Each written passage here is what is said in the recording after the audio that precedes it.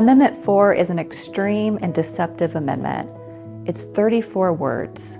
The words we put in our Constitution, the words we put in our statutes are incredibly important, and definitions are critical. This amendment has no definitions. It doesn't define viability. It doesn't define a woman's health. It doesn't define healthcare provider. If we enshrine these 34 words into the Constitution, we will no longer have a voice to protect the unborn. Once something is enshrined in the Constitution, that becomes the supreme law of the state of Florida. It limits the legislature's ability to pass anything in the future. Jesus was political, actually. He spoke up against political people, actually. And to me, you'd even go, well, this is a political issue, so I won't speak about it. I don't believe this is a political issue. I believe this is a biblical issue. I believe it's a moral issue that they've made a political issue. How are we even here right now? As someone who works full-time in the pro-life movement with pro-life pregnancy centers across the street from abortion clinics, I can tell you of the harm and devastation that's already being done to women across this state. With the horrific Amendment 4, I can guarantee you that that harm will only increase. Well, I think pastors are nervous about what we can say in the pulpit. We're uninformed. We've been told we're not allowed to say anything ever, period. It isn't true.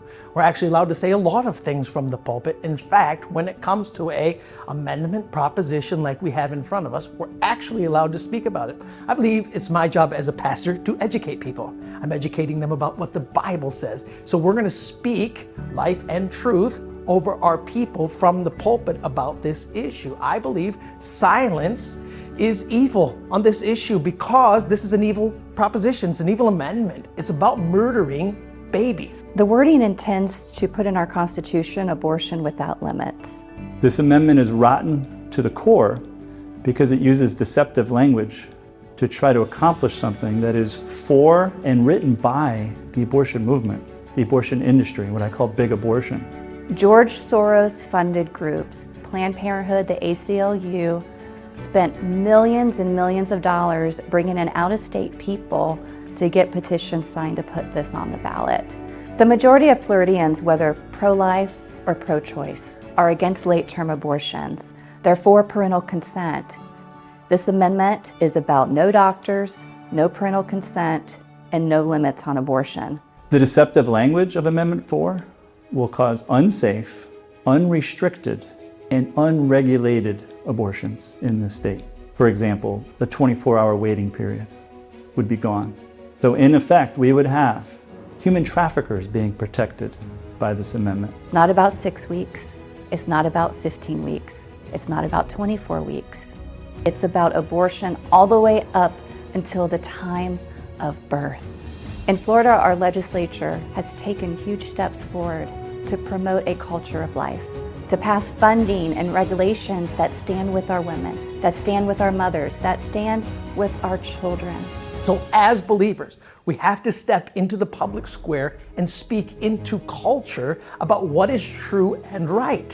When Jesus came, I love what it says about Jesus. He came full of grace and truth. And I believe that's exactly the way that we have to be. We're going to speak into culture full of grace and truth. I love you so much. I'm going to have to tell you the truth about this issue. This isn't actually what's best for moms, and it isn't actually what's best for babies. The best thing for us to do is to stand up and vote no. Already since 1973, there have been an estimated 4 million babies aborted in the state of Florida with existing regulations and restrictions. Another reality that we face is that Florida, under this Amendment 4, will become the #1 abortion destination tourism spot in the South. It's an interesting thing. I learned this recently. 25 million Christians didn't vote in the last election. Just imagine, 25 million Christians didn't go to the poll and use their vote. I think I hear this a lot. Well, we're citizens of heaven.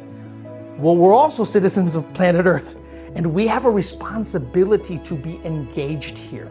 And your vote counts. I hope you're registered to vote, and I hope you do go to the polls and vote your Christian biblical conscience about these issues. Listen, if you want more information, if you want to be educated more about these things, informchurch.org is the place to go because it's really going to help you. Informchurch.org is a great resource for churches and Christians to know more about what's happening with this proposed amendment.